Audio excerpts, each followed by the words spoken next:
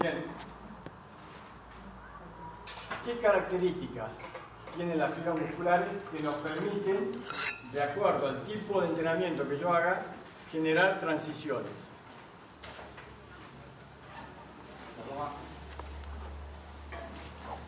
¿Qué características tienen las fibras musculares que permiten que haya transición? ¿Qué era la transición de la fibra muscular?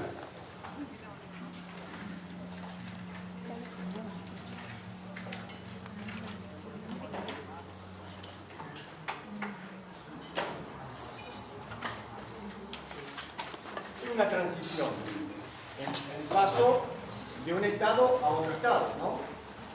Ese paso de un estado a otro estado es una transición.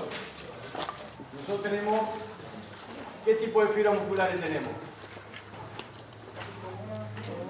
1, 2.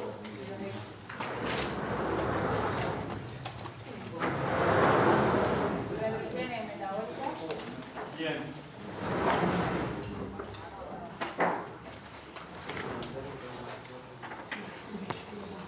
Para.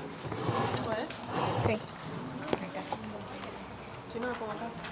Ah, como quieras. Bueno, más frío. ¿Cuándo escribí yo? Bien, una cosa que tenemos que tener en claro es que nosotros ya nacemos fenotípicamente con un porcentaje de fibras musculares, ya sea de tipo 1, tipo 2A y tipo 2B, pero que principalmente durante el primer año de vida yo puedo generar hiperplasia. Durante principalmente el primer año de edad se puede llegar a tener hiperplasia, o sea, aumentar ese número de fibras musculares. Y todo eso va a depender de los estímulos y principalmente de algunos factores. ¿Cuál es el factor que me reprime la hipertrofia muscular? ¿Genético? Sí, genético. A todo, nos reprime el desarrollo. Porque si no, de acuerdo al entrenamiento, tendríamos un desarrollo muscular exorbitante.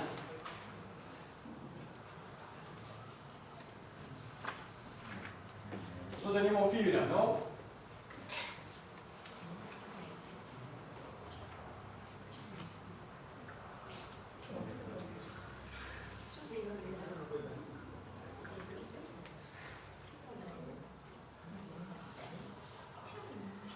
En el humano tenemos 2X. En algunos textos van a ver 2B porque los primeros estudios sobre fibras musculares se hicieron en modelos murinos, o sea, ratones, ratas, y tienen 2B. Son más rápidas todavía que las 2X.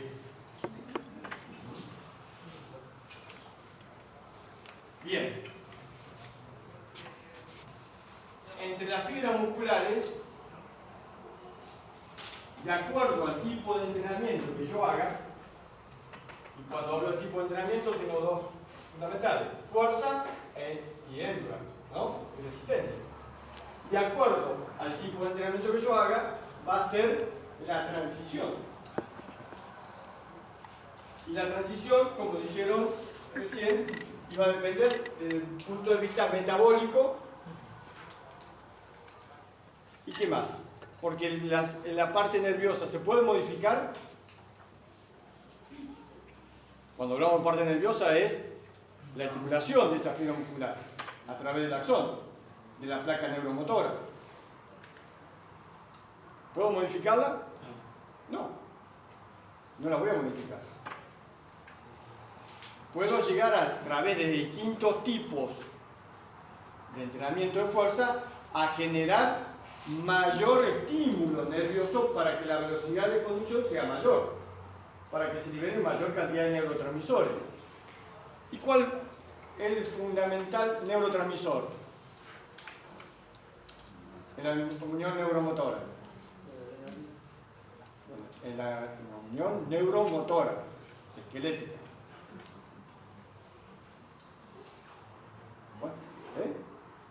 No. La acetilcolina.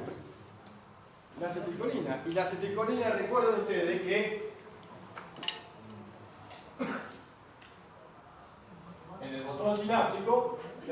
dopamina se almacena en cuánto. Esto hace que cuando ingresa el calcio en el botón sináptico, ¿esto qué va a hacer? Se va a unir al final del botón sináptico, liberando que todos los neurotransmisores. Esos neurotransmisores van a ir a su receptor en la membrana plasmática del músculo esquelético. ¿Y qué van a hacer? Van a abrir los canales de sodio para que se genere la despolarización. Principalmente, ¿en qué lugar? ¿Qué es lo que va a hacer que se genere esa despolarización? Porque nosotros tenemos un músculo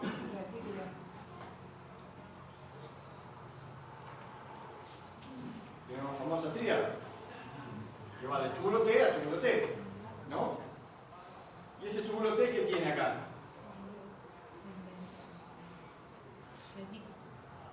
¿Cómo? Sí, el retículo, pero el retículo va a estar acá adentro.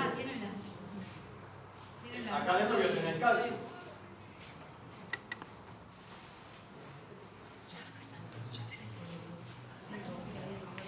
¿No?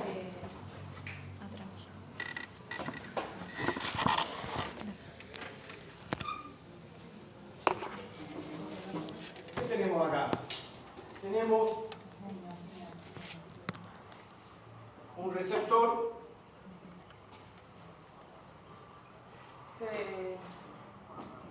no tenía más cargas porque se está desechado acá. no, la compu sí.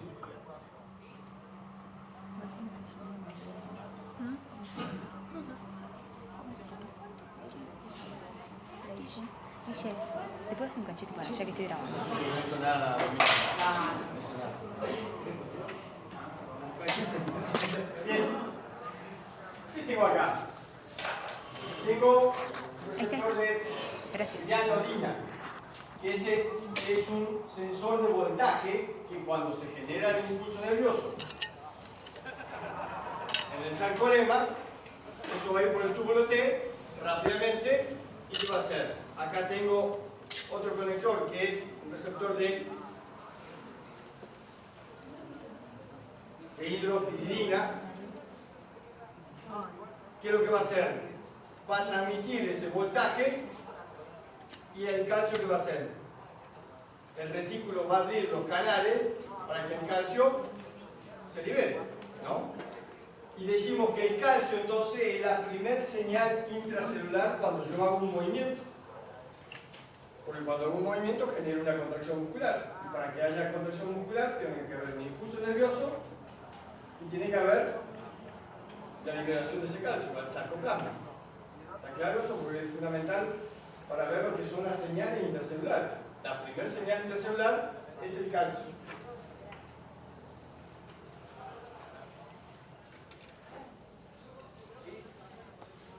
Pero nos fuimos de acá, porque estábamos en la estimulación nerviosa. Dijimos que era, lo que sí que es importante es que en la medida que yo entrene la fuerza, y si ese trabajo de fuerza supera el 75% de un RM, o sea, un RM, una repetición máxima, que ya lo vieron, voy a estar liberando qué tipo de hormonas. Si trabajo al 80, 85, ¿qué hormona voy a estar liberando?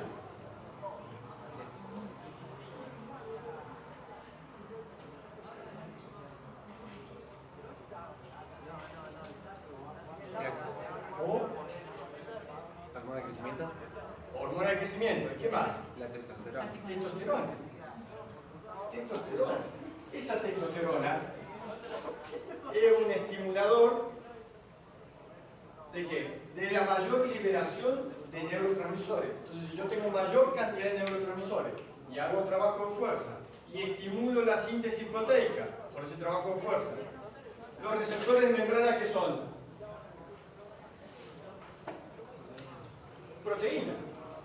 Por lo tanto, voy a tener mayor liberación de neurotransmisor y mayor cantidad de receptores de ese neurotransmisor, lo que me va a permitir que genere ¿qué? Mayor cantidad de fuerza. ¿Se entiende? Por eso es tan importante la parte endocrina en la fuerza. Porque lo que va a generar más que nada, en primer lugar, es una mayor síntesis proteica, pero de qué? De los receptores. Y después, ¿qué va a venir con el trabajo crónico de fuerza? Adaptación. La adaptación. ¿Y cuál sería la adaptación? Más importante cuando yo hago fuerza, cuando hablamos de fuerza y hipertrofia, estamos hablando de trabajos que superan el 75% de un RM. ¿Qué pasa si yo en lugar de trabajar al 75-80% de un RM, trabajo al 60% y hago muchas repeticiones? Al 60% trabajo tranquilamente entre 15 y 20 repeticiones. Un ejemplo, ¿no? ¿Qué tiempo de trabajo me significan 15 o 20 repeticiones? Hipertrofia, fuerza hipertrofia. 15, 60% de un RM. Hago entre 15 y 20 repeticiones.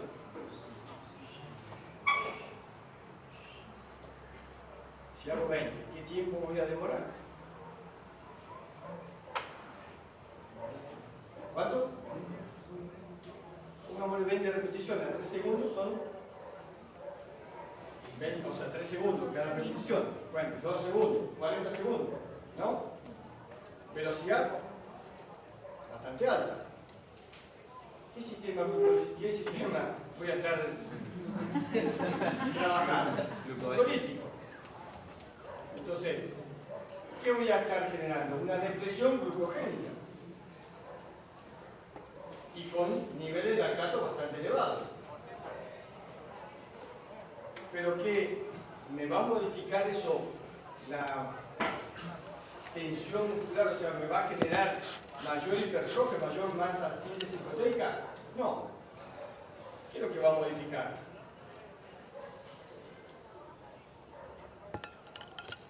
A nivel intracelular. Acá adentro, ¿qué va a modificarse acá?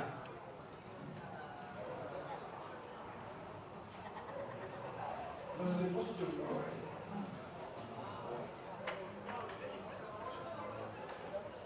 Y eso me va a generar que si yo mido el perímetro, mi perímetro aumente.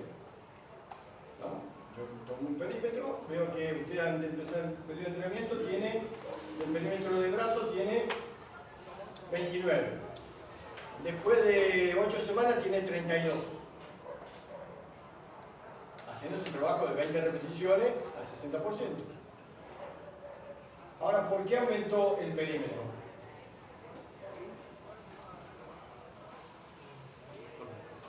Por acumulación de lactato. ¿Cómo? No lo escucho. Pero el reclutamiento va a depender de la intensidad. ¿No? Sí. ¿Cómo? Ya lo dije, como hay acumulación de agua, o sea, que da más. Pero ¿qué es lo que modificó primero? Si ¿qué dijimos que depletaba? Glucógeno. Por lo tanto, por entrenamiento, en la supercompensación, en el descanso, ¿qué hago? ¿Qué hace el organismo? Llena nuevamente los depósitos de glucógeno. Y cada vez van a ser mayores los depósitos de glucógeno. ¿Son infinitos los depósitos de glucógeno a nivel orgánico? No, tienen un límite. Tienen un límite. ¿Qué es lo que podemos acumular sin límite en nuestro organismo? Grasa. Grasa. Y el mayor problema que tenemos en la sociedad actual, la acumulación de grasa. Lo único que me queda. Y la grasa es una mochila que llevamos encima, que nos demanda mayor esfuerzo para movilizarnos. Y ni hablar si esa grasa se acumula a nivel del músculo cardíaco. Se habrán visto en el práctico cuando llevaron los corazones que había algunos corazones que tenían grasa acumulada, pegada a las paredes externas, ¿no? Del corazón. Bueno, eso es mochila, eso es carga, porque hay que movilizar ese peso para contraerlo. ¿Y eso qué va a generar? Mayor hipertensión. O sea, el sobrepeso lleva a la hipertensión. ¿Pero por qué? Porque el corazón tiene que hacer mayor trabajo para poder movilizar esa sangre. Bien, entonces tengo un aumento de los depósitos de glucógeno. Y si decimos que por cada gramo de glucógeno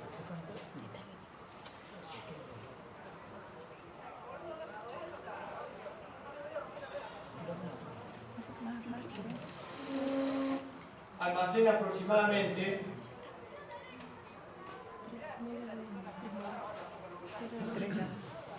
3 gramos de agua.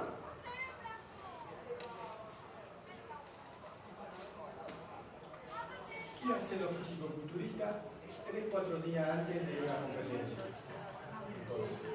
Se deshidratan. Porque de esa manera bajan el contenido de agua a nivel muscular y de la piel principalmente, y eso permite un mayor marcado de los grupos musculares. Si usted habla con uno que hace fisicoculturista, lo que anhela es que termine la prueba lo más rápido posible para ir a comer. Y se comen todo después de la prueba. ¿Por qué? Porque estuvieron en deshidratación, o sea, estuvieron en pérdida de líquido, poca comida, en específico principalmente algunas cuestiones que hacen a la alimentación bien específica, pero están desesperados por comer. Ahora,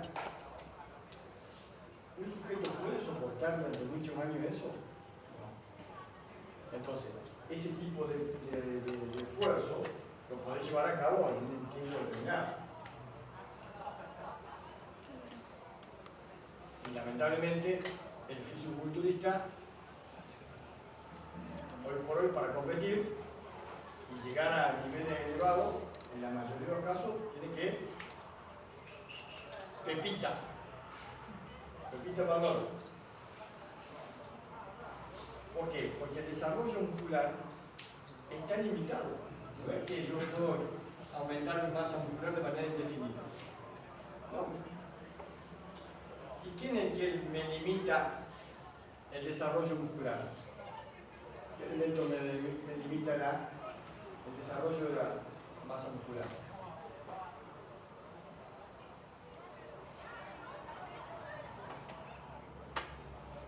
¿Han sentido hablar de mío el músculo, no?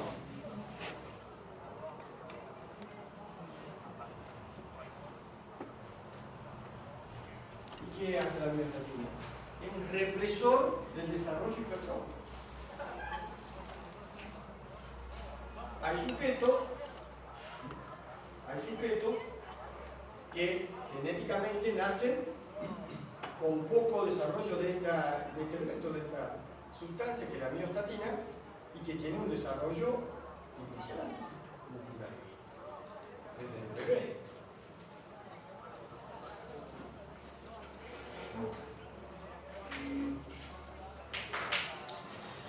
Vayan pensando las preguntas. ¿Y dónde está la miostatina? Ya almacenada. Está en el músculo, está Adentro del músculo. claro, y circula en sangre también.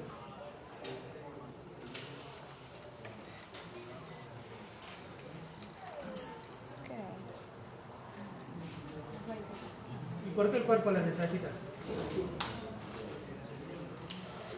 ¿Por qué la necesita? Porque es vuelvo a reiterar, es un elemento natural del organismo que reprime el desarrollo muscular. ¿Y eso puede ser por genética, profe, o no? Sí. Profe, ¿de dónde podemos ir leyendo todo esto? ¿De qué capítulo, de qué libro? El libro, mire, de López Chicharro tiene algo del libro de Coble y Power, que lo habló usted de clase, Hay uno que principalmente que habla de el capítulo 13. Ah, sí. La que tenemos. Este capítulo 13 de Owen. Capítulo 13 de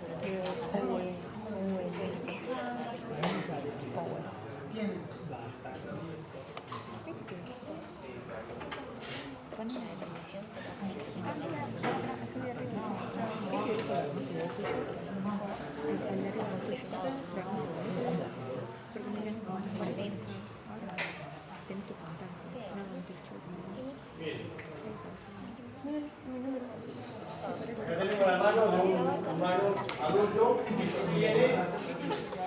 que sostiene un bebé. Fíjense cómo tiene desarrollado los músculos, cuádriceps y los gemelos.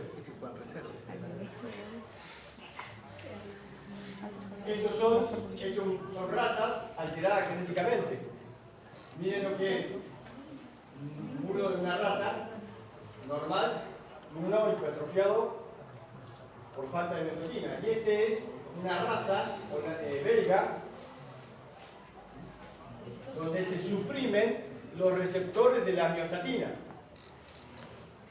¿Qué pasa? Al suprimir los receptores de miostatina, todos los factores de crecimiento pueden, darle que va, aumentar la masa muscular. Por eso, vuelvo a reiterar, la miostatina es un controlador del desarrollo normal de la masa muscular. En eso, profe, por la vía de señalización, cuando hacemos ejercicio activamos la MPK. ¿Pero la MPK no inhibía la IGF-1? No es por, cuando yo hago fuerza, las señales intracelulares comienzan principalmente con la IGF-1. La IGF-1, que es el factor de crecimiento semejante a la insulina, utiliza el mismo receptor de la insulina. Porque este factor de crecimiento y la insulina tienen una modificación muy pequeña en los aminoácidos, en la composición.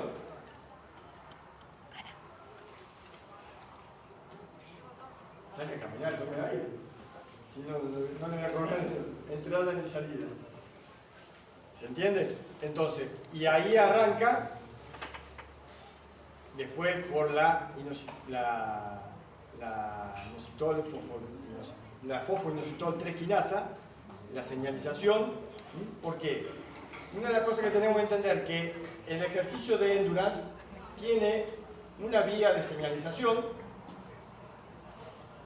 como dijo él, que comienza con ¿qué? Con el sensor metabólico, que es la MPK, pero en realidad ¿con qué comienza la primera señal intracelular? Con el calcio. Toda comienza con el calcio. Y eso hace que, al utilizar mayor cantidad de ATP, ese ATP no puede resintetizarse rápidamente porque estoy haciendo trabajo de endurance. ¿Y qué voy a tener? Voy a tener mayor cantidad de AMP que ATP. De manera tal que ese AMP se va a fosforilar por una quinasa y va a quedar AMP. Finísimo, se lo guardé didácticamente. Nosotros. Queda todo junto.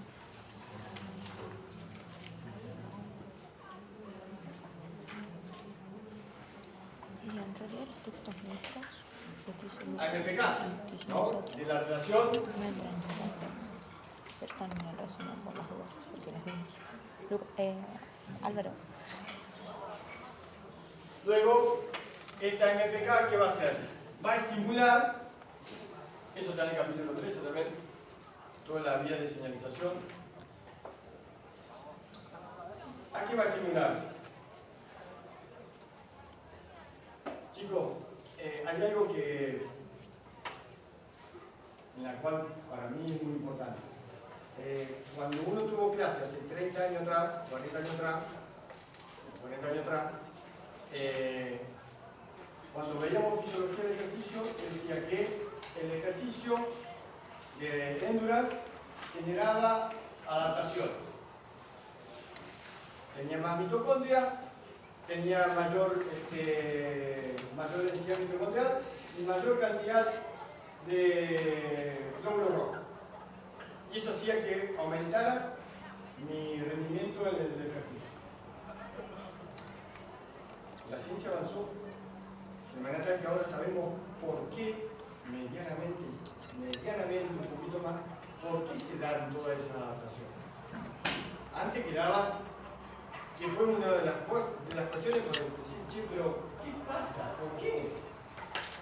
Ustedes siempre pregúntense por qué. ¿Por qué pasa eso? ¿Por qué si yo salgo a correr todos los días, en el tiempo voy a poder correr más tiempo, voy a ser más resistente en el tiempo? No más veloz, más resistente sí. Y eso genera cambio en el organismo. Y son los cambios o las adaptaciones centrales y periféricas, ¿no? Las centrales referidas principalmente al sistema cardiovascular y las periféricas referidas a lo muscular. Bueno, en el músculo vamos a empezar por acá. ¿Y qué es lo que se va a estimular a partir de la MPK?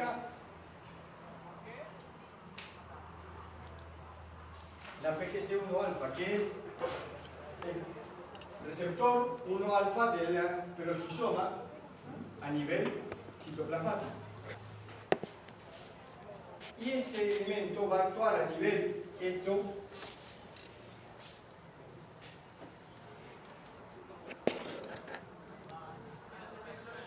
va a actuar a nivel nuclear. Recuerden ustedes, cuando yo hago un ejercicio, lo que estoy haciendo es mandando señales al núcleo. Porque si yo hablo de síntesis proteica, ¿de dónde va a salir la información para saber qué tipo de proteína tengo que generar? Del núcleo. Del ADN. Que me dice qué secuencia de aminoácidos tengo que conjugar para formar determinada proteína. Porque yo tengo las proteínas contráctiles, un montón, más de 150, 200 proteínas a nivel muscular, pero también tengo los receptores membranares que son proteínas y los receptores intracelulares que son proteínas, para lo cual yo tengo que tener una secuenciación a nivel de ADN de qué tipo de aminoácidos tengo que juntar para formar esos ladrillos. Entonces, ¿esto qué va a hacer?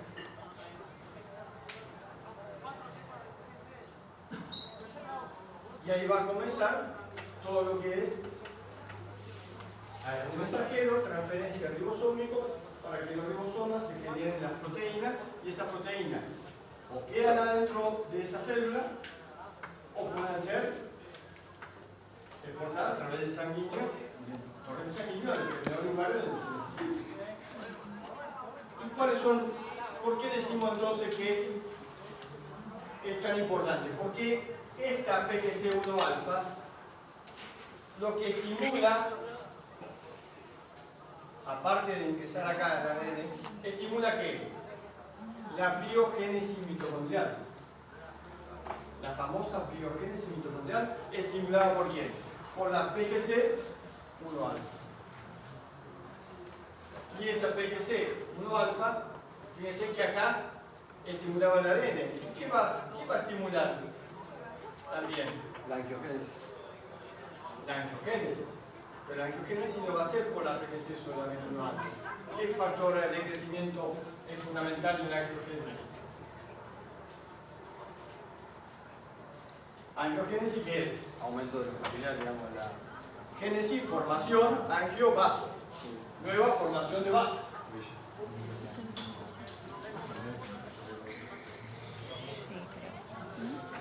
Creo que sí. O de traer el beneficio. Yo tengo un vaso sanguíneo, ¿no? Hay dos teorías respecto de la angiogénesis. Una que a partir de ese vaso sanguíneo se generan otros, se ramifica, y otra que dice que a partir de una mayor presión esto se genera más algo así, hasta que se genera un nuevo vaso. Y el factor de crecimiento que me estimula la angiogénesis es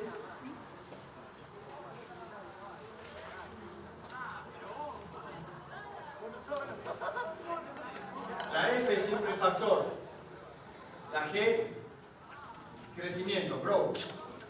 En este caso del endotelio vascular. ¿Qué pasa? La sangre cuando hacemos un ejercicio, ¿qué hace? Genera mayor presión sobre los vasos.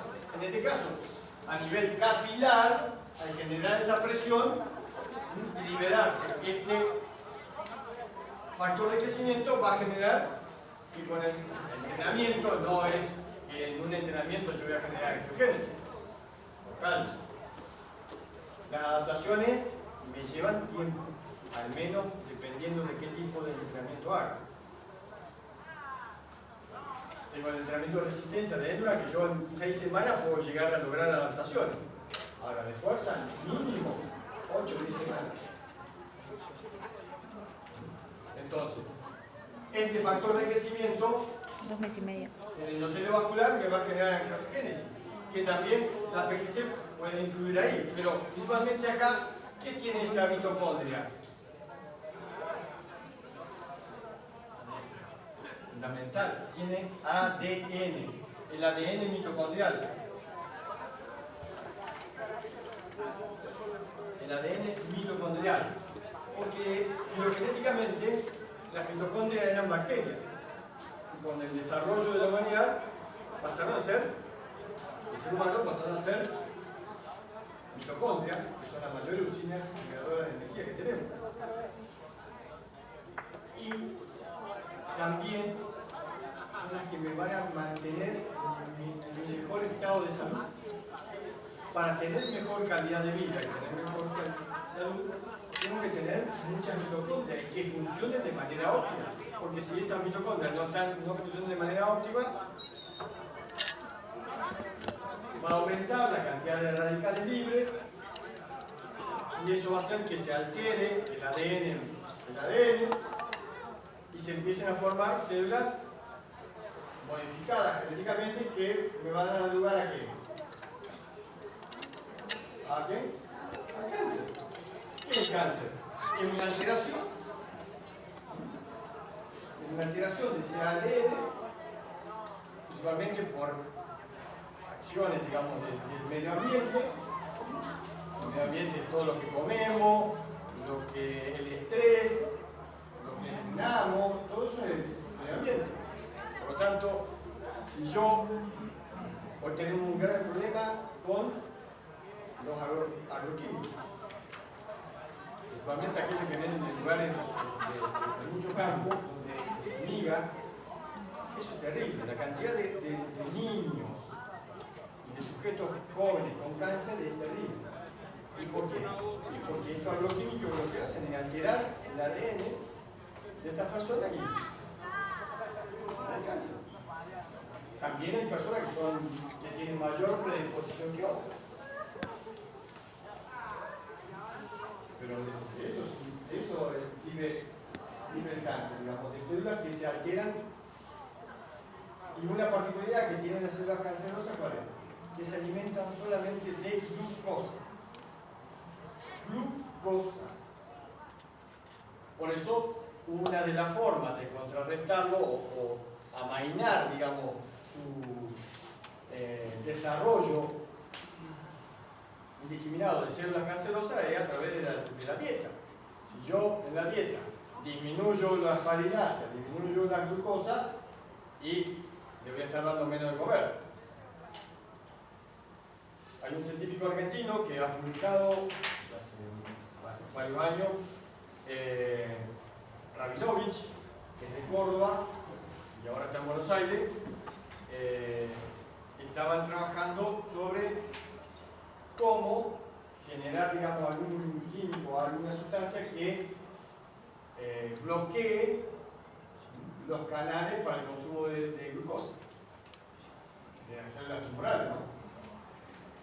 Entonces Entonces, de esa manera, al no tener glucosa, la célula, ¿qué pasa? No tiene capacidad de acción, no puede vivir. Si bien no se muere, queda ahí, pero se produce una retracción, no se multiplica. El problema de las células tumorales es su multiplicación, uno llama la metástasis, la multiplicación y la derivación hacia todo el organismo. Las células cancerosas salen al torrente sanguíneo y hacen estragos. Bien. ¿Qué nos faltó acá? Para que esta mitocondria funcione de manera óptima. ¿Cómo? Si la energía se la va a proveer, pero esa usina, ¿qué es lo que tiene que contener para que funcione de manera óptima, rápida, eficiente?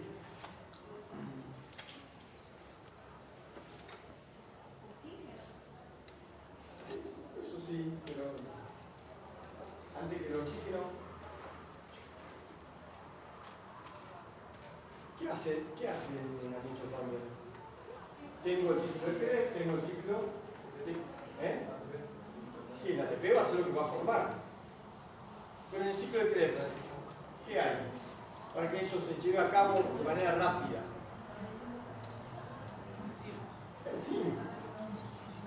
Enzimas. Yo lo que tengo que tener son enzimas, mucha cantidad de enzimas. Por eso una de las adaptaciones a nivel periférico es el aumento de la cantidad de enzimas oxidativas. ¿Y cuáles son? La citrato sintetasa, la fumarato, la isocitrato, todas las enzimas, principalmente ¿de qué? Del ciclo de Krebs. De manera tal que sea rápido. Porque si es lento, ¿qué pasa? ¿Quién va a producir mayor cantidad de energía? ¿De dónde voy a sacar la energía?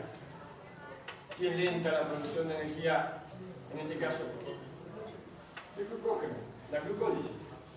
Si el sistema oxidativo, si la mitocondria no funciona de manera óptima, quien me va a estar produciendo energía va a ser la glucólisis, mucho más rápido. Pero limitada la cantidad de energía que yo puedo utilizar a partir de la glucólisis, si no funciona bien el sistema oxidativo. ¿Se entiende? Y esto hace que acá, no solamente a partir de esta PGC, me va a generar mayor cantidad de enzimas oxidativas.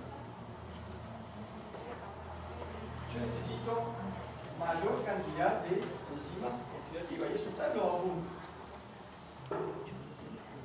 Dentro de lo que son las adaptaciones periféricas. Aumenta la densidad mitocondrial, y ¿qué más aumenta? El trabajo de resistencia aeróbica, endurance. Lo que va a aumentar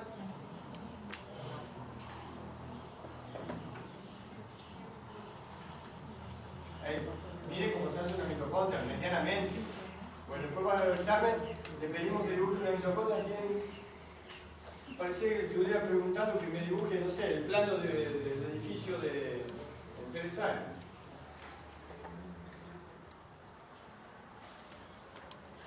No solamente aumenta la densidad mitocondrial, o sea, la cantidad, sino aumenta el volumen, el tamaño. ¿Y por qué es importante el tamaño? Porque en las crestas mitocondriales, que nosotros lo digamos así, pero son mucho más cercanas y más largas, ¿qué se lleva a cabo? Está la cadena de transporte de electrones, está la fosforilación oxidativa. Por lo tanto, cuanto mayor sea el tamaño, la longitud y el tamaño de estas crestas mitocondriales, mayor capacidad de generación de energía aeróbica por la fosforilación oxidativa. Entonces, estamos cerrando un poco lo que son las adaptaciones periféricas. Pero nos fuimos de la fuerza. Mira, arrancamos acá con esto.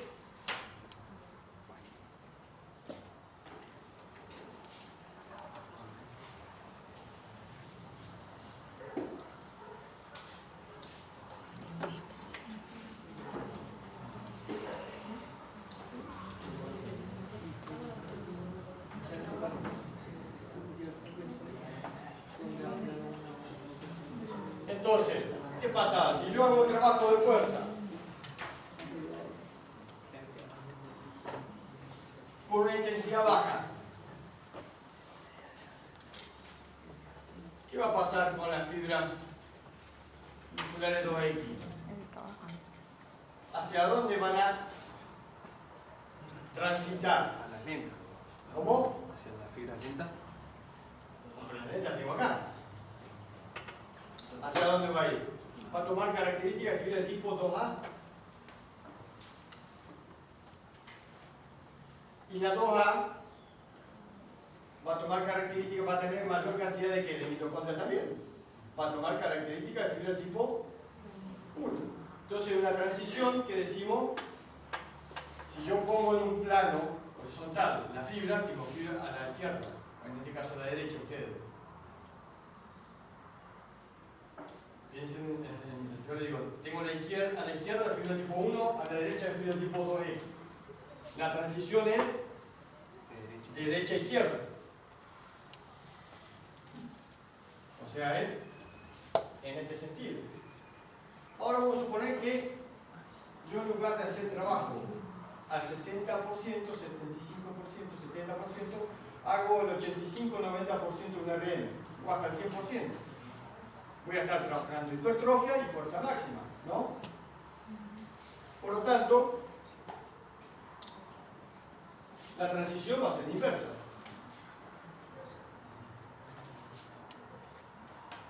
Y en realidad, la fibra que mayores cambios tiene, ¿cuál es? La fibra tipo 2A. Ahora, ¿cuánto se puede modificar ese porcentaje? ¿Qué opinan ustedes? ¿Cuánto puedo modificar yo el porcentaje?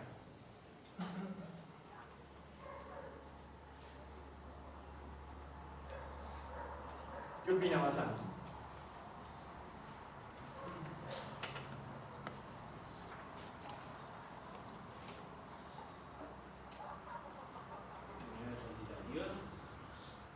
En cuanto a... Sí, cuantitativo, ¿qué porcentaje? Si yo te pregunto un porcentaje, es un número.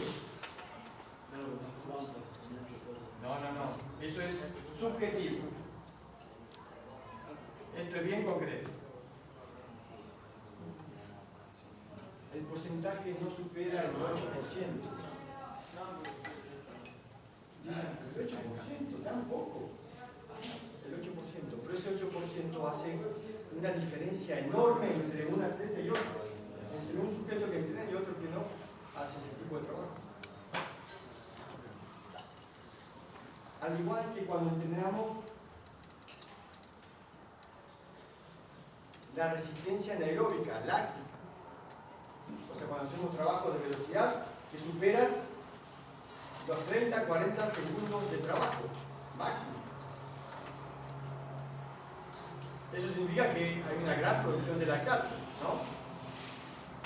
Pero para hacer ese tipo de trabajo, previamente, ¿qué tengo que tener? Un gran trabajo oxidativo, o sea, trabajo aeróbico, de hémbras.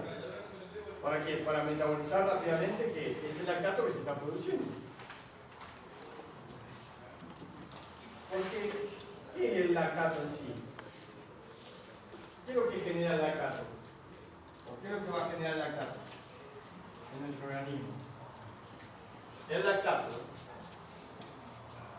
menor los protones de hidrógeno.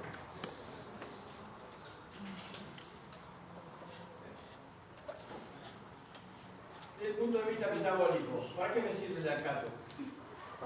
Producción de energía. ¿Cómo? Para oxidarlo. ¿Y cómo se llama ese proceso de oxidación? Viene del corazón, pero ¿cómo se llama eso?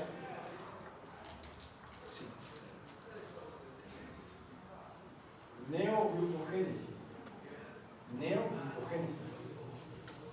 O sea, la formación de glucosa a partir de un sustrato que no es la glucosa. Pues también tengo el plural.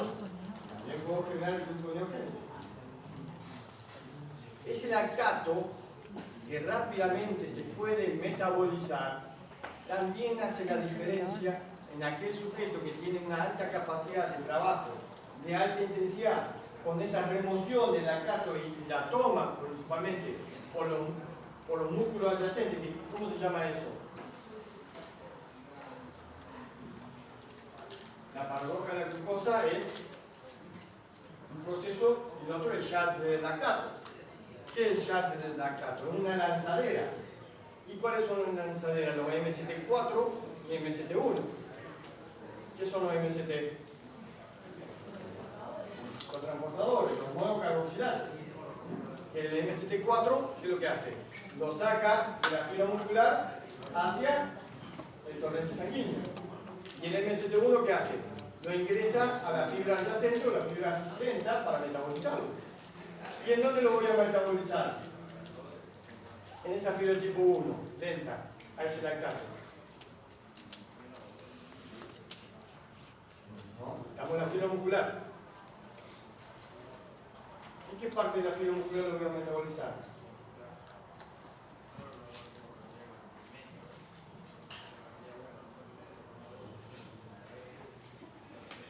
¿Qué hay? Tengo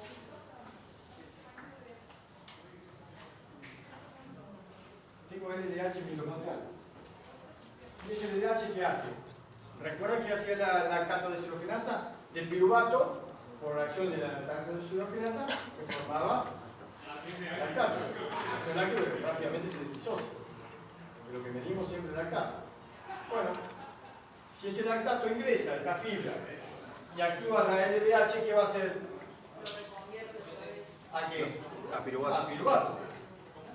Pero ahí por la piruvato de deshidrogenasa. La lactato de deshidrogenasa. O sea, claro, esa reversión, digamos, no es justamente por la LDH. La LDH me va a permitir que vaya a piruvato. Y de piruvato, ahí sí, con el piruvato de deshidrogenasa, va a permitir que se elimine un dióxido de carbono y me quede que acetil encima. Y ahí lo metabolizo. Y si no, ¿para qué hago el famoso regenerativo después de un esfuerzo de alta intensidad? Que este regenerativo debe ser dentro de las 6 horas, por lo menos, post esfuerzo, no mucho más. Si lo hago a las 24 horas, no me sirve de nada. ¿Para qué? Para metabolizar todo el lactato que genere durante el esfuerzo, la competencia, de una manera metabólica, sin dejar desecho. Esa es la remoción. O sea, la remoción es cuando se remueve de la fibra muscular que está trabajando. Esto es la metabolización de ese lactato. Vos lo usás como precursor metabólico. Lo puedes usar a nivel hepático, pero también lo puedes usar a nivel muscular. Y esa posibilidad de rápida metabolización, cuando yo tengo todo aceitado, hace una gran diferencia también entre los atletas. Entre aquel que puede, que genera grandes cantidades, pero a su vez rápidamente lo puede metabolizar. Y eso hace que el sujeto tenga hasta un 15% más de energía de aquel que ese lactato le queda vuelto, inserto dentro del torrente sanguíneo o de la fibra muscular sin poder utilizarse. Entonces tengan en cuenta eso, que es muy importante los procesos de adaptación, no solamente para el trabajo de velocidad o anaeróbico láctico, yo tengo que tener entonces que primero un buen desarrollo del sistema oxidativo, aeróbico.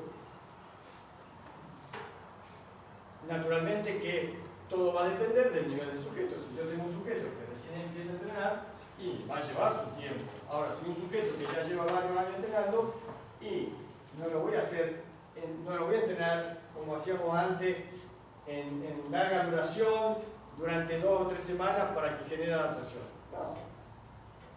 Si el sujeto viene entrenando, con una semanita que le haga un estímulo continuo, no es tan largo, porque el problema que se ha visto es que el trabajo de resistencia de larga duración te desgasta. Te desgasta. Hoy, ¿qué es lo que se busca? Que los entrenamientos sean lo más cortos posible y lo más intenso posible. Para que el sujeto esté en óptimas condiciones y no esté desgastado. Hoy se ha cambiado totalmente el paradigma del entrenamiento. Antes lo que buscábamos era grande cantidad de volumen. ¿Y hoy qué nos interesa más? Poco volumen y mucha intensidad.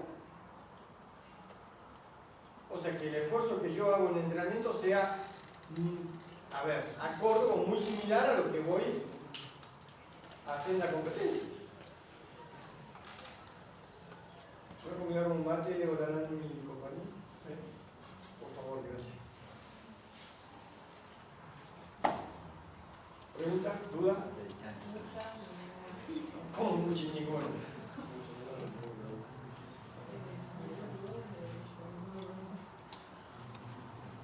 ¿Cuáles son las dudas que más tienen al respecto?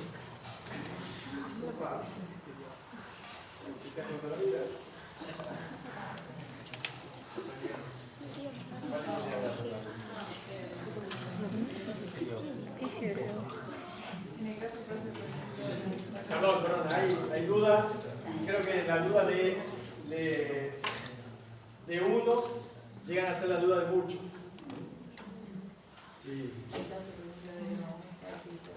La remoción de la tabla es diferente como el ejercicio de velocidad que cuando se nombra. ¿La remoción?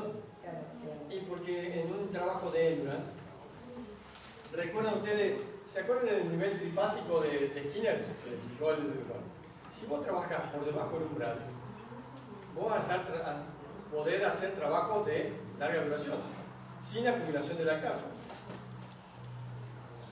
Si yo hago trabajo de HIIT, High Intensity Interval Training, o sea, entrenamiento intervalado, fraccionado de alta intensidad, donde yo hago repeticiones de 3-4 minutos a intensidades que van a superiores al 90% de la velocidad aeróbica máxima, o más. Significa que es netamente lactácido.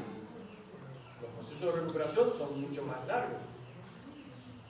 Claro, pero por ejemplo, en el caso de que corrieron una carrera de 10 kilómetros o una de 100 metros, las dos, digamos, a intensidad elevada para cada una. ¿Sí? Pero el sujeto que corre los 100 metros es al out. ¿Qué significa? Al todo nada, muerte. Vos largás al 100%, al 150%, como dicen en el barrio, a lo que dé. En cambio, en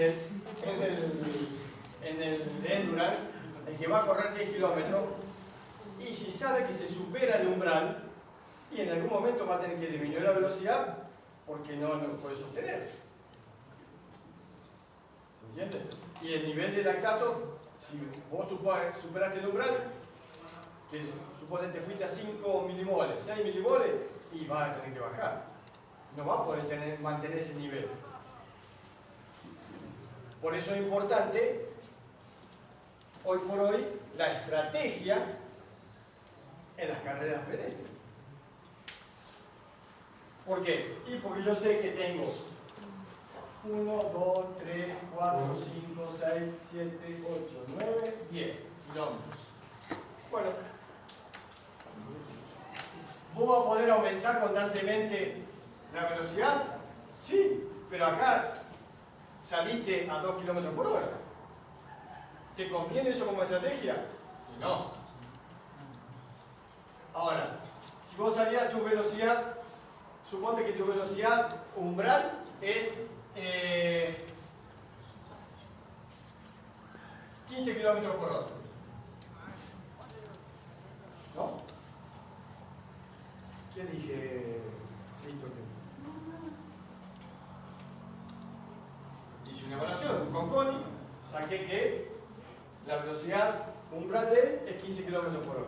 Yo sé que él trabajando a esa velocidad la va a poder sostener los 10 kilómetros. Pero bien, ¿estratégicamente le sirve? No, porque en determinado momento va a tener que aumentar la velocidad y en otro va a tener que disminuir para poder mantener ese tramo en el umbral. ¿Dónde voy a aumentar? Generalmente la estrategia dice que en los 2 últimos kilómetros o en el último kilómetro. Bueno, eso también tiene que ver con qué? Con la alimentación, porque en esos momentos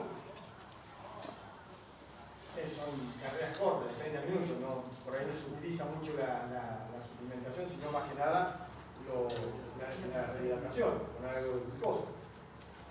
Vamos a suponer, ahora que se está corriendo el Giro de Italia, cuando los sujetos pedalean durante 4 horas y están teniendo 7 días de carrera por un día de descanso, corren de lunes a domingo, de martes a domingo, descansan el lunes, son 6 días. Están en la etapa 15, 16, creo. El domingo tuve la posibilidad de verla, a mí de ver la carrera, y si ustedes le ven la cara, están totalmente deshidratados, pero deshidratados.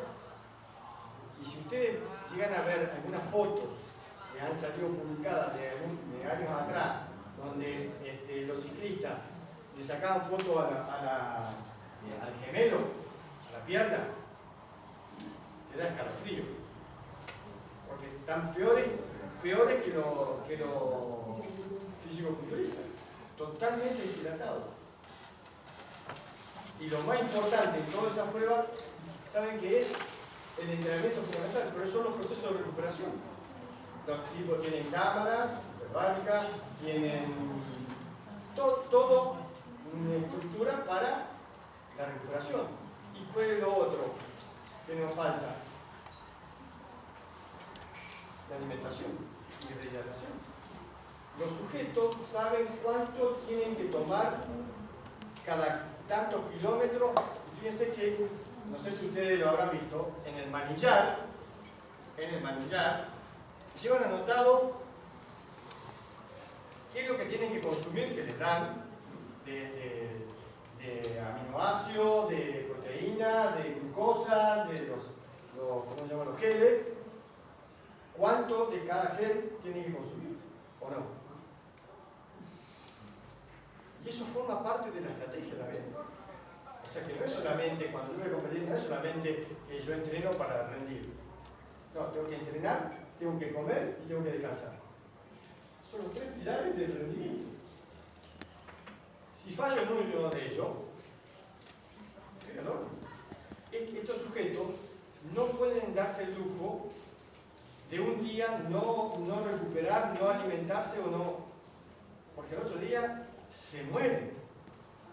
Imagínense que trabajan a una potencia de 600, 700 vatios. Impresionante. ¿Cuánto hicieron ustedes en la ergometría? ¿Cuántas pesitas le pusieron? ¿Cuánto? Vamos a suponer que son 4 pesas de 1 kilo. En esa bicicleta de freno mecánico ustedes tienen que mantener una velocidad, ¿no? Porque de acuerdo a la velocidad, la carga me da la potencia. Bueno, un kilogramo equivale a 50 vatios. 50 vatios. Imagínense un sujeto que, vamos a suponer que lleva 500 vatios nada más, que hace una potencia de 500 vatios. O sea que va pedaleando una carga de 10 kilos. Es impresionante. Pero eso se logra con años de entrenamiento. Años de entrenamiento. Está bien, la bicicleta pesa. Hoy no se trabaja más con velocidad, hoy se trabaja con vatios. ¿Por qué? Porque la bicicleta mientras va pedaleando le va diciendo cuántos vatios está generando por cada pedaleada. Y saben cuál es la pierna que le genera más torque, o sea, más fuerza, o cuáles son las pendientes que más le dificultan el ascenso. Ustedes van a escuchar que la subida a una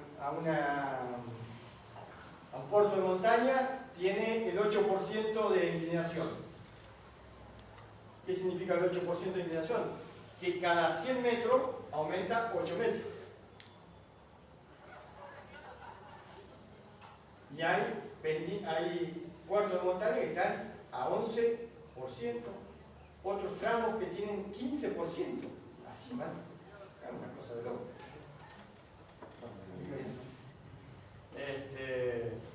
Porque es una cosa donde uno ve lo fino que se debe entrar. Y en esto, en el ciclismo, tenés los ciclistas, que son los gregarios, que son los que ayudan a llevar la alimentación, los tiran, van adelante, porque el que va adelante es el que rompe el viento y el que más potencia hace. Y si van escalonados uno detrás de otro, van rompiendo y generalmente tienen que ir al menos 3 o 4 delante del mejor del grupo, del equipo, para que tenga menor resistencia y gaste menos y pueda llegar adelante. Y tener los sprinters, que vos lo ves y tienen una pierna así, son más pesados. Vos tenés ciclistas que pesan, hay un ciclista ecuatoriano que anda muy bien, que pesa 53 kilos, una cosita así. Me voy a decir, pero para la montaña es fundamental. Porque tiene muy buena mecánica y muy buena transmisión de la fuerza desde los miembros inferiores a los pedales. Ahora, en el llano o en el sprint, no lo conté. Porque te agarra uno que pesa más y tiene palanca más larga y termina. Bueno, eso es parte del deporte y de cómo asociar. Y yendo a lo de él, él tenía 15 kilómetros. ¿No? Bueno, va a jugar. Entre 14 y 16 kilómetros va a ir jugando con su velocidad. Porque el 15 es el umbral. Y eso se llama estrategia. Y él tiene que saber las pendientes que hay en esos 10 kilómetros. O sea, como se dice vulgarmente, la subidura y la bajura. ¿Por qué? Y porque en determinado momento, cuando haya descenso, lo va a aprovechar.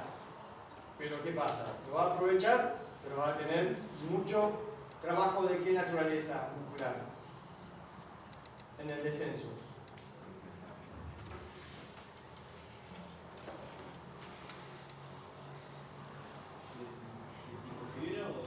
¿Qué tipo de esfuerzo? En la musculatura. ¿Qué tipo de contracciones son? Son excéntricas. ¿Por qué? Porque si yo voy ahí, cada vez que doy un paso, el paso es más largo y tengo que, con mi cuádriceps, sostener el peso del cuerpo y eso rompe fibra. Pero también genera mayor cantidad de fuerza y eso desgasta mucho más. Entonces, el descenso es hermoso. Ahora, si yo no controlo mi velocidad en el descenso, después, si llego a tener una subidura, como dicen en mi barrio, chachachá, y morí. Y lo otro que pasa como... Entonces es muy importante conocer la prueba, conocer el rendimiento y saber en qué velocidades puedo trabajar. Y eso para todo. Para los 800 metros, para los 200 metros, para el ciclismo, para el pedestrismo, para el ritmo, canotaje. Lamentablemente acá no tenemos desarrollo de esos deportes, pero son deportes principalmente de qué naturaleza cíclica. Natación. Bien. Vuelvo a preguntar, dudas, consultas.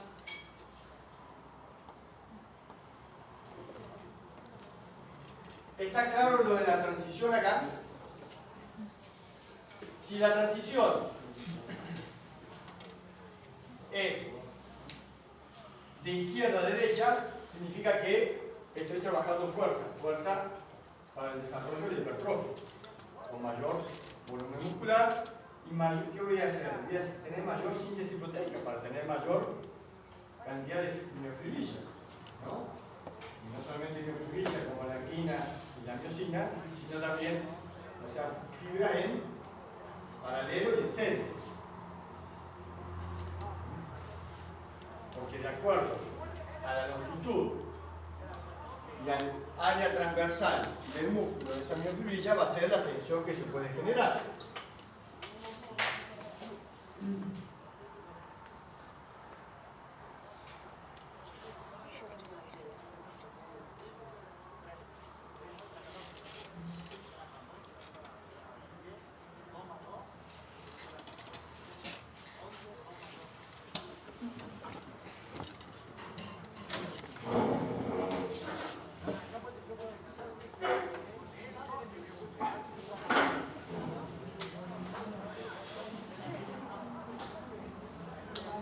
Esta es la famosa curva de la ley de Kahneman.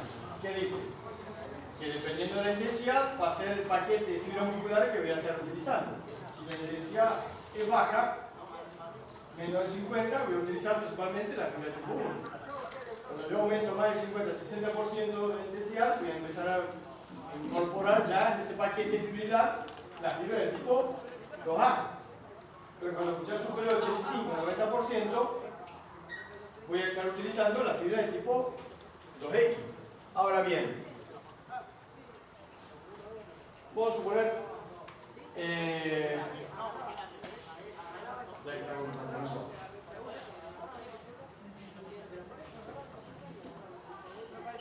esto se da en rampa en un esfuerzo incremental, donde yo voy aumentando la carga de trabajo, se va a dar esta situación, ¿no?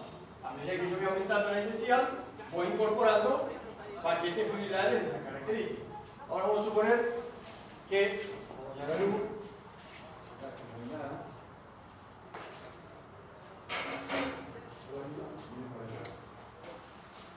mañana va a ser va a saltar y va a caer. Bien. ¿Qué fibra utilizó él primordialmente, principalmente?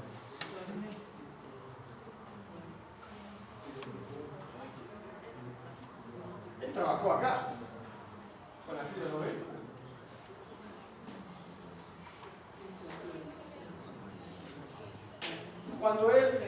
Cuando él hace la flexión,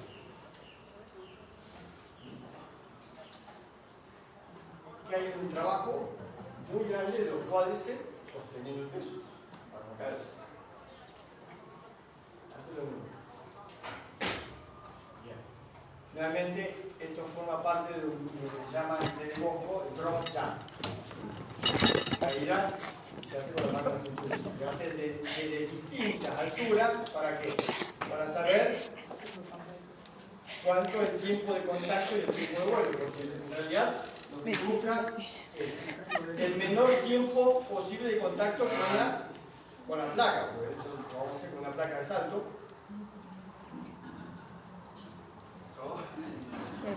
Lo que tenés que hacer es lo siguiente. De donde estás, te dejas caer. No es que tenés que saltar. Te dejas caer.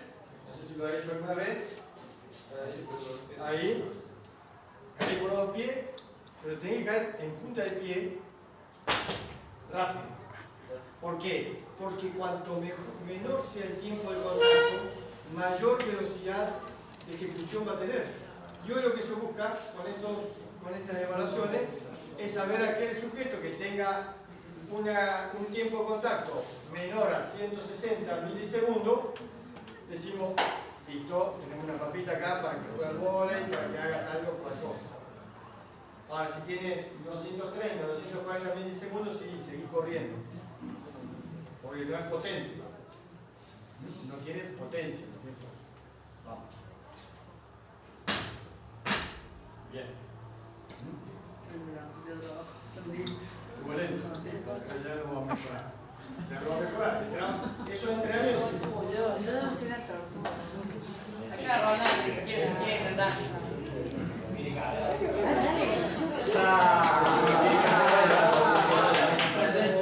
¿Por qué la pones así? Porque me dice es una tortuga, Después lo hacen con la que no van a práctica. Bueno, vamos a hacer. De acuerdo, fíjense ustedes, que esto se hace con un cajón de salto, donde el cajón tiene 30 centímetros. Generalmente arrancamos con 30 centímetros, después pasamos 40, después pasamos 50, y depende del nivel del sujeto, de entrenamiento y de potencia, puede pasar a 60 y a 70. ¿Qué es lo que se busca? Se busca la altura óptima, porque lo que se busca es una relación tiempo de contacto, tiempo de vuelo. Entonces cuando el Q, que es la relación Q, es mayor a 3 o 4, yo sé que puedo trabajar tranquilamente con esa altura. Ese va a ser la altura de inicio del entrenamiento. Si tiene un Q de 1 o 0,5, no me sirve. Para eso me sirve la evaluación. Bien. Pregunta al respecto.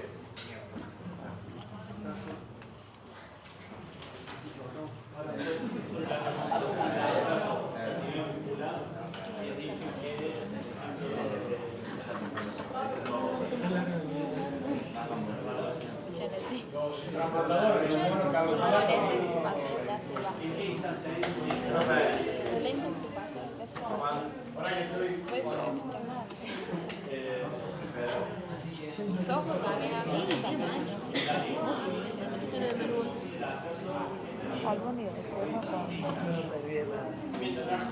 A ver, la pregunta está buena. Dice, ¿en qué instancia el hígado está trabajando en la gluconeogénesis? Constantemente. Si bien uno de los problemas que tenemos es de irrigación sanguínea, porque recuerden ustedes que hay una redistribución del flujo sanguíneo, que principalmente va de la zona clánica a la zona muscular, pero el hígado constantemente está recibiendo sangre y está recibiendo, digamos, el lactato y generando esa gluconeogénesis. Hola, Nando. Me quedó la duda reciente cuando saltando de los cajones más altos, ¿qué varía? ¿Es la motivación que te hace tardar más tiempo o por qué lo van haciendo más alto? No, lo que vas buscando es la mejor altura de entrenamiento. O sea, claro, la capacidad de generación de tensión en la caída. O sea, en el sostenimiento, lo que tiene que hacer es sostener más rápido. Por eso voy buscando la altura ideal para trabajar en ese momento del desarrollo de la potencia. Eso se llama pliometría. Lo que se busca en la pliometría, ¿qué es? La reactividad, pero es el ciclo de estiramiento-acortamiento. El ciclo de estiramiento-acortamiento. ¿Por qué? Porque en el estiramiento, ¿qué es lo que se genera? Una acumulación de energía elástica. Para que después, en la contracción, se pueda transferir esa energía acumulada en el estiramiento. Bien. Este es un famoso gráfico allá de los años 80 de Dick Bisey, donde plantea principalmente, fíjense los tiempos de semana, ¿no? Estos son semanas, trabajo de hipertrofia. Y fíjense que acá hay un aumento de la fuerza que se da, ¿por qué? En estas primeras semanas. ¿Cuál es el hecho que haga que el sujeto aumente en las primeras semanas la fuerza? En paralelo. Esto es la fuerza, estas son las adaptaciones neuronales. ¿Qué significa? Que hay mayor estimulación nerviosa, o sea, lo que yo, ¿qué le ha pasado todo? Aquel que ha ido a un gimnasio, va al gimnasio y le dice, bueno, vos vas a hacer sentadilla con 50 kilos. Va a hacer 8, lo común, ¿no? 6 repeticiones con 50 kilos que representan el 75% de un RM. Para calcular el RM yo puedo usar ecuaciones como la de Vicky o Epley o Kohler, Lander, Y a partir de la cantidad de repeticiones que haga el sujeto, saco el RM. Pasa lo mismo.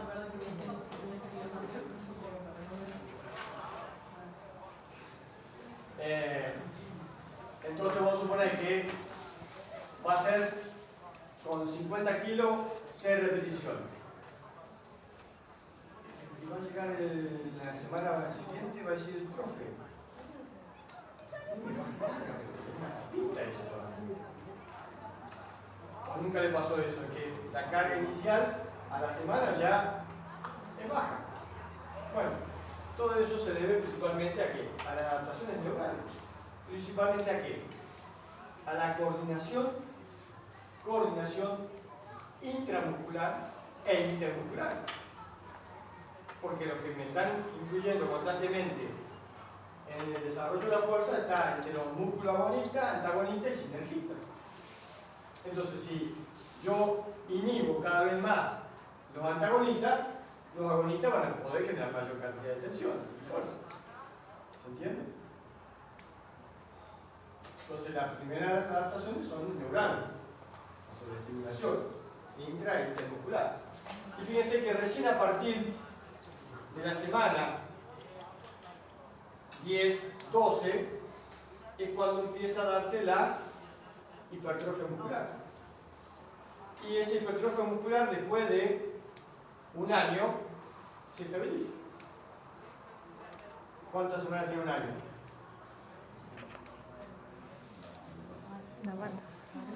¿Ninguna normal? ¿Cuánto? 47, 48. Bien. O sea que acá, al año de trabajo, se produce una estabilización. Y por más que yo haga trabajo de fuerza, llegué. ¿Cuál es la forma de aumentar la fuerza? Es la única forma que tengo. La P. No existe otra.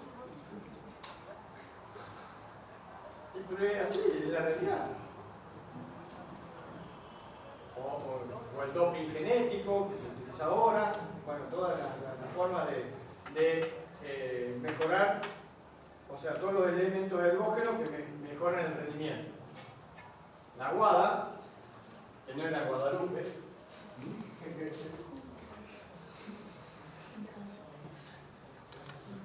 la Agencia Antidopaje Mundial, la WADA, es la que regula y dice cuánto vos podés, hasta qué límite podés tener en sangre de determinada sustancia. Cuando vos superaste determinada sustancia estás en el horno y sin paso. Bien. Preguntas.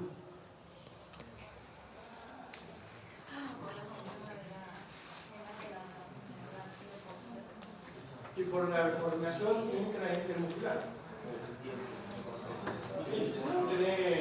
Acá, fíjate, vos ya la primera semana tenés adaptación neural. ¿Cómo? Pero cuando vos comenzás un proceso de entrenamiento. Claro, por ejemplo, vos entrenaste 5 años de vida, dejaste 2 años, no volvés a entrenar. Se va a generar esto, pero el proceso de adaptación, a ver, una de las cosas que decimos de manera vulgar, común, es que el músculo tiene memoria. ¿Qué significa? Que a nivel, principalmente nuclear, ese estímulo ya está guardadito, se sabe qué es lo que se va a generar con ese tipo de estímulo. Por lo tanto, un sujeto que entrenó, dejó de entrenar y vuelve a entrenar, los procesos de adaptación se llevan mucho más rápido que aquel sujeto que nunca hizo nada. O sea, el tiempo que le demora a adaptarse es la mitad de aquel que nunca hizo nada. Igual. Porque vos, a ver, ya las vías de señalización, los estímulos, ya quedan registrados dentro del sistema nervioso y del sistema muscular.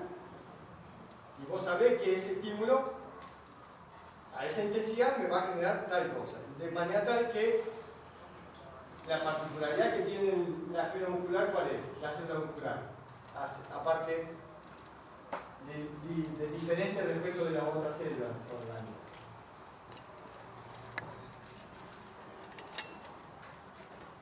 Pregunta fácil. De segundo año. ¿Cuál es la diferencia entre una célula muscular en cuanto a las organelas y una célula común? Es multinuclear, tiene muchos núcleos. Los mionúcleos. Fundamental. Y yo por entrenamiento, a ver, si yo tengo hago trabajo de fuerza, lo que voy a generar mayor cantidad de mionúcleos. Voy a aumentar la hipertrofia, pero voy a aumentar también la cantidad de mionúcleos. ¿Y qué era fundamental para la hipertrofia muscular? No sé si lo vieron en el meme. ¿Qué condición se debía dar o se debe dar para que haya hipertrofia? Condición sine qua non. Significa condición sí o sí.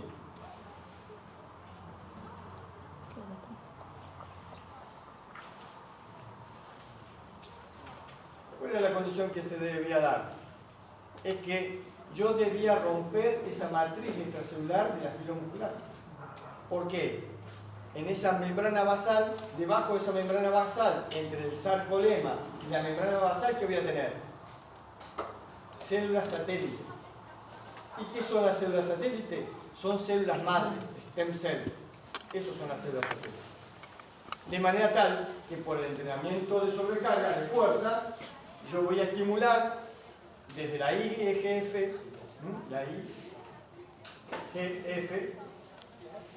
hasta otros factores de crecimiento y factores nucleares que van a hacer que se produzca la hipertrofia.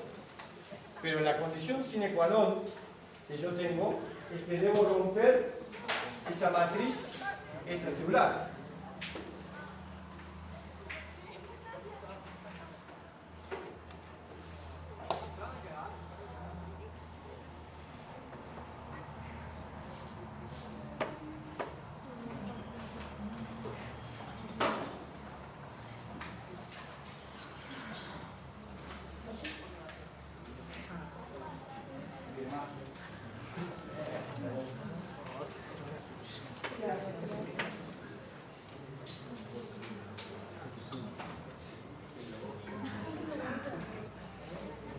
Para eso digo que se funciona yo.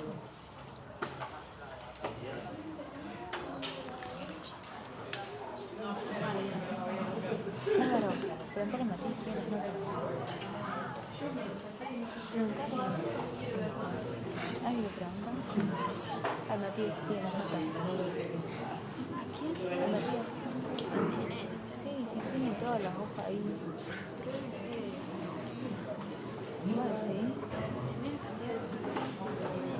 Bueno, que estén todas. Fíjate si la sufrió. No, no es. No puede ser tan colga. Y no sé si colga. Yo tenía que decir a Martín o a esta, la misma, que le escriban viéndole las cosas, si no hay ninguna de las dos delegadas acá. Que son oficios. ¿Qué tengo acá? Tengo, fíjense, las proteínas contráctiles, acá tengo línea Z, tengo un sarcómero, ¿no? Fíjense que ese sarcómero se encuentra conectado a través a las contámeras. ¿No te creí? Yo me voy, tengo que ir a retirar el menú. Ir a retirar el menú. A las contámeras, que esta es la membrana basal. ¿Y esto qué es lo que hacen? Detectan constantemente la tensión. ¿Se acuerdan? Las fibras extrafusales eran las fibras musculares. ¿Y las intrafusales? ¿Qué teníamos?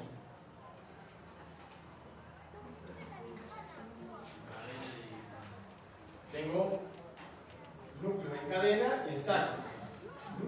Y eso tenía alfa y gamma, que de acuerdo a la longitud constante, que es lo que me mantiene el tono muscular, si yo no tuviera esa constante señal de cómo está mi cuerpo en el espacio y qué tensión debo generar, ¿qué pasaría? Me caería. No hubiera suficiente tensión para que el cuerpo se mantenga erecto. El tono muscular es fundamental y eso se da a través de qué? Principalmente, ¿qué reflejo? Reflejo miotático. El reflejo miotático es el que me va a estar dando constantemente información. Bien, en este caso en el músculo, estas integrinas son, yo le decía hoy que había más de 200 proteínas, y acá hay algunas nomás. Lo que hacen es comunicar la tensión muscular, y estos es los sarcoglicanos, son estructuras que van modificándose en función de la tensión muscular. El músculo se deforma cuando yo hago trabajo de fuerza. Y cuando se rompe esto, pasa lo siguiente. Fíjense, acá se ve, hay uniones, donde hay conexiones. Fíjense los músculos cómo se van, con el trabajo de fuerza se rompen las fibras musculares y se quedan totalmente desorganizadas y tienen un tamaño. Cuando pasadas 8 semanas, 10 semanas, ya se empiezan a esas células musculares a acomodar y a tener un orden. Bien, entonces, ¿qué tengo? Una miofibrilla con mionúcleos y acá tengo la famosa lámina basal. Y entre medio de ellos, ¿qué tengo? La célula satélite. Esta célula satélite que va a estar conectada, fíjense, con la fibra muscular, pero a su vez con la membrana basal. ¿Por qué? Porque hay una matriz extracelular, no es que la célula muscular, tenemos en todos los tejidos, tenemos hasta en la misma núcleo, tenemos, en la misma mitocondria tenemos estructura y tenemos actina que hace que se mantenga la estructura de esa célula. Porque si no tuvieran estas proteínas se romperían, no habría un sostenimiento de esa fibra. Y bueno, estas son las modificaciones que se producen por ejercicio y por isquemia a nivel de fibra muscular.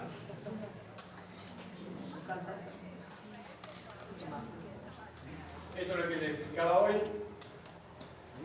de los receptores de rianolina y la liberación del calcio. Hay una teoría que plantea que la fatiga no se genera a partir de la acumulación de protones y hidrógeno, o sea, una disminución del pH, sino principalmente por una acumulación de fósforo inorgánico. Bueno, acá tenemos los receptores de hidropiridina y los de rianodina, ¿no? El túbulo T, la rianodina, la dihidropiridina, perdón, que se comunica con la rianodina y eso hace que se abran los canales de calcio y salgan. Ahí tienen, fíjense ustedes, un túbulo T, ¿no?